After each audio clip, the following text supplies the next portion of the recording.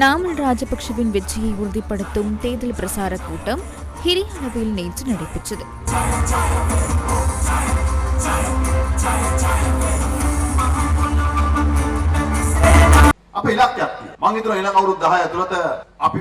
எங்களுக்கு ஒரு இலக்கு உள்ளது.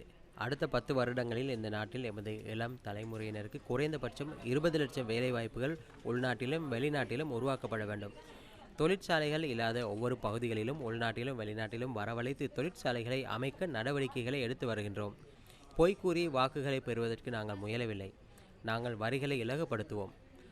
அரச வளங்களை விற்காமல் அரச வருமானத்தை அதிகரிப்போம். அது மாத்திரமின்றி மக்களின் வருமானத்தை அதிகரிக்க நடவடிக்கை எடுப்போம். கிராமங்களில் புதிய வேலைவாய்ப்புகளை உருவாக்குவோம். මුදල් ටික අපි දෙනවා. ඒ තුල අලුත් රැකියාව අලුත් ව්‍යාපාර පැලැන්තයක් අපි ගමේ හදන්න. අපිට ඕනේ මිනිස්සු දියුණු වෙනවා.